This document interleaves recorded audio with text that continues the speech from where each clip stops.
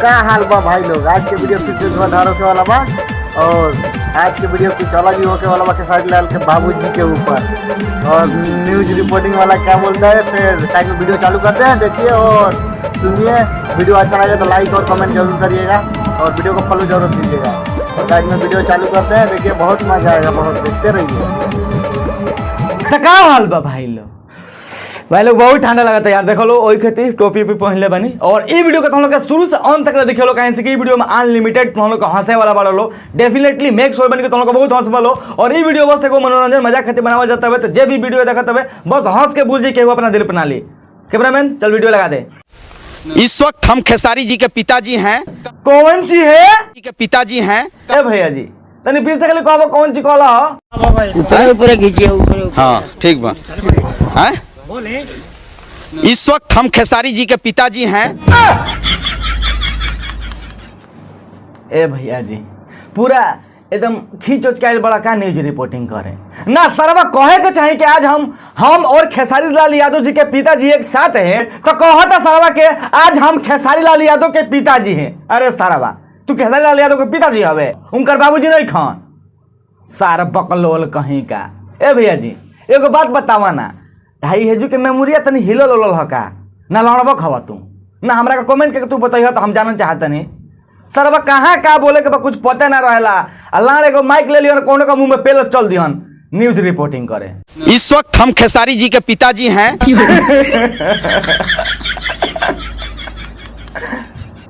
साल लड़बो खवा का एकदम कर आरती न्यूज में स्वागत है। इस वक्त हमारा साथ खेसारी लाल यादव के पिताजी हैं मंगरू लाल यादव। हाँ अभी खान जाके तू करेक्ट बात कहला।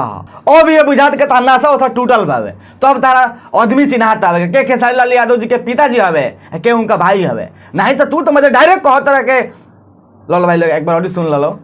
इस वक्त हम खेसारी जी के पिताजी हैं। सर आदमी कितना बकलोल हो सकता है कि वो ट्रेनिंग लेवे चाहते तो भैया जी के पास चल जाओ। कब का बोले के सब ही सिखा दिहन आ कोई लातो जूता खिया दिहन। कुकुर कहीं का। खेसारी लाल यादव के पिताजी हैं मंगरू लाल यादव। ये बताइए आरोप लगा रहे हैं यानी शंभू बाबा। बाबू अब मत कहो ना क्या आरोप ना ए भैया जी अरे मत जाए दो चाचा के काहे परेशान करो तरह। अभी घूर के दू चार को माई बहन के सुना दिहन तो कहब के खेसारी लाल यादव जी के पिताजी गाली दे रहे हैं ना मर्द केहू इतना केहू के परेशान करेला। बताओ कंकरा का तो खेसारी लाल यादव जी के पिताजी के धक हाथवा खींचत रहन रिपोर्टिंग करे खातिर। अरे मर्द कौन न्यूज रिपोर्टर करेला हमरा के बताओ सारा वो बकल लोग कहीं का।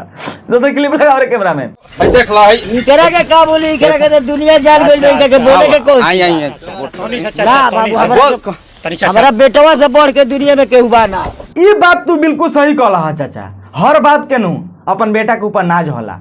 एग्जाम्पल के लिए हमारे कैमरामैन के ले लो ना। कैमरामैन तोर बाबूजी तोरा ऊपर नाच करेलन नु हमार लाड़ नाच करेलन। आज सवेरे सवेरे बिछौना पर 2 लात मारले बाड़न। कोनो बात नहीं के सर काट दे काट सारे वीडियो काटू आदमी देखता है काट सारा बता नहीं लान ताकत टुकुर टुकुर। देखिए इस वक्त हमारा साथ खेसारी लाल यादव पिताजी हैं और देखिए टैटू गर्ल आ चुकी हैं। ये क्या बधाई देना चाहते हैं? ए मर्दे ए में बधाई वाला कौन बात बाबे हो।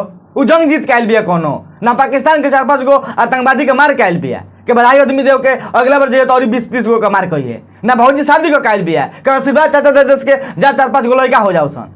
सरवा बेखदी बदी के बाद कहाँ कहाँ बोले के बाबा कुछ लाल पता नहीं के लानवा झांटे को एती लेके फट से लान कहीं डूब जाए के बाबे भर रास्ता मार के पेल चलो ना आदमी के मुंह में। हम बतावा के उटाटी देखावत या ते में बधाई चाचा कौन ची दिहन उ तो पुलिस उनकरा का चिन्ह तरन हाई जोन बाड़ी इनका तो पुलिस चिन्ह तरन सब उनका पुलिस से पता बाबा कहाँ का ना कोकल उनका का देखले बड़न तो बधाई देवले में का मैंडेटरी बाबे हम ई जानना चाहता नहीं। क्या आप मिलकर क्या खुशी मिला आपका?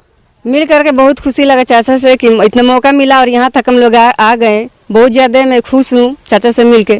उ देखला के बाद हमारा लगते बाबे कि तू कितना खुश बाड़ू। तार शकल देखा लगा हमारा कि तू कितना खुश है कितना तू एक्साइटेड बाड़ू उ तो तोहरे पता हुई।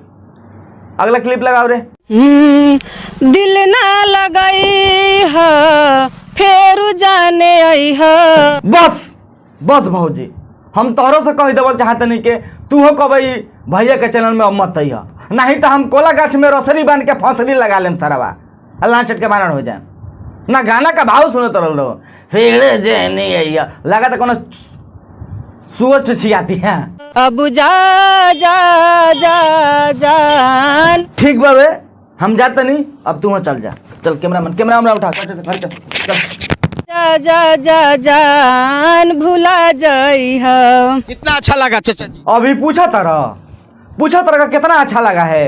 अरे मतलब नहीं, चाचा तो मने मन ही सोचत रहन के ई कब सरवा दुनू भगिया सन, लेकिन तहन लोग के इतना थेथर बाड़ा लो क्योंकि जगहिया पर परेशान करे के तहन लोग के कब से भिड़ियाइल बाड़ा लो। मतलब तू ई बतावा कि चाचा कहाँ गाना सुनत रहन, ऊ तो कैमरा और ताकत रहन आ कहत रहन कैमरा मन के मने कहत रहन के अरे सरवा भागत नहीं, जिससे हमारा दिमाग खराब बाबे।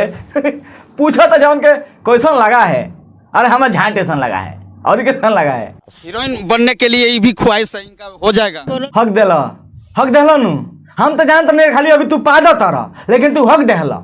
ये बात कोई जो बहुत जरूरी बाबे सरवा भलो एक्टिंग के नाम पर झांट उखाड़े के लूर ना रहो, लेकिन हीरो हीरोइन बनल जरूरी बाबे।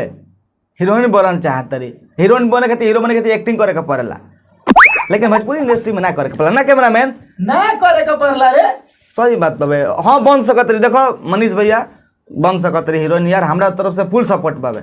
जब टैटू बनाने के बाद आदमी फेमस हो जाता, गाना वाना आ जाता तो ये कहे ना बनी हाँ, ये तो गाना कहले बड़ी। गजेंद्र पियकड़ आरोप लगा रहे हैं कि हमने तो पियकर दाढ़ी थरू वाला के का बात बतिया होता। गजेंद्र जी कह रहे हैं कि ओकर नाम सुनेगा नहीं कि चाहत। देखो तो लो, देखो लो तो माइकवा कहाँ हुरासत आ जमान। अरे मर्दे तो नहीं, यही से तरह का हम लड़बक कहे नहीं, ठीक बाबे। तेरे दूर रह का माइकवा चाचा से बातचीत नहीं कर सकता, एकदम मुँह में पेलिए देबा का माइकवा। पगली के भइल बाटे पागल के दासा। ए भौजी वो हमारे देख के लागत आवे हो, सच में तो हम लोग के पगली पागला का दासा हो गई बाबे, नहीं तो हेतन भकलंडी गाना पर कौन हेतना कॉन्फिडेंटली रहेला यार। कर रहा हूं। और कैसा लगा आज? पूछा तरह कि कैसन लागत हवे कि 1 कट्ठा जमीन लिख दिल हन चाचा के नाम में। सारा भाई गमजी अथी देखे पूछो तो कैसा लगा। वो बात सही बा मनीष भैया, खराब मत भैया, हमारे वीडियो देखत रहता, तू जौन काम करत रह हम अप्रिशिएट करत नहीं भाई, हम सपोर्ट पर मानता, I am stand with you. But यार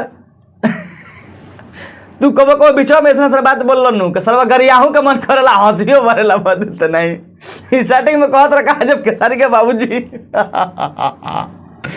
कैमरा में दूसरे वीडियो लगा सारे। और आज बहुत बड़ी खबर है क्योंकि ये भोजपुरी बचाओ भोजपुरी नारा को देकर मैं बहुत बड़ा नाम कर रहा हूँ आरती न्यूज की तरफ से। ए भैया तारा के कोई हली हमारा कहे के पड़ी कि हम तारा साथे खड़ा बनी ना, हमके तू बतावा अभी नु कहनी है, तू बार बार काहे कही बतिया रेट कर रट मरले बाड़ा। अब भाई लोग तो लोग के हमरा के बात बतावो लो, अपना मुँह से केहू अपन तारीफ कल तो हम लोग सुनले पड़ा लो। हाँ एगो दूगो होलो सन एटीट्यूड किंग के भाई अपने आप के केहू से कबो कंपेयर केहू से कबो छोट ना समझल, तो केहू से हमेशा बड़ देखावल चाहे सन। अब भैया जी खुए करत कहत ना का जहाँ बहुत बड़ा काम कर दिया भाई, सही बात बाबे भाई, अच्छा काम करत हो तो से कहते बने आई एम स्टैंड विथ यू, लेकिन भाई खराब मत पे भैया, ठीक बा मनीष भैया खराब मत भैया। अगर वीडियो देखा तो सब्सक्राइब कर दिया और वीडियो को लाइक भी कर दिया। भाई लोग तो से कहते नहीं वीडियो देखा अच्छा लगे तो वीडियो के लाइक कर दियो, अच्छा ना लगे वीडियो को डिसलाइक भी कर सकते रहो। और जो चैनल पर हमारे नया बाबे पहले बार आए बाबे चैनल का सब्सक्राइब भी कर सकते रहो। 2 खाली सब्सक्राइब करे कह दिन रे। हाँ मनीष भैया 1 खाली सब्सक्राइब करे हाँ, दोबारा मत मार दिया नहीं तो अनसब्सक्राइब हो जाए। तो आज के वक्त ये खत्म करते नहीं, होप करते हैं कि वीडियो देखो खूब एंजॉय कर लो बोलो। और ऐसा का वीडियो तो हम लोग अगर देखा चाहते हो तो कमेंट करिए लो, पार्ट 2 खाती डेफिनेटली पार्ट 2 लेके आए। और कौन चीज खत्म करो नहीं आज की वीडियो। तो मिलेंगे फिर से नेक्स्ट वीडियो में, तब तक के लिए बाय।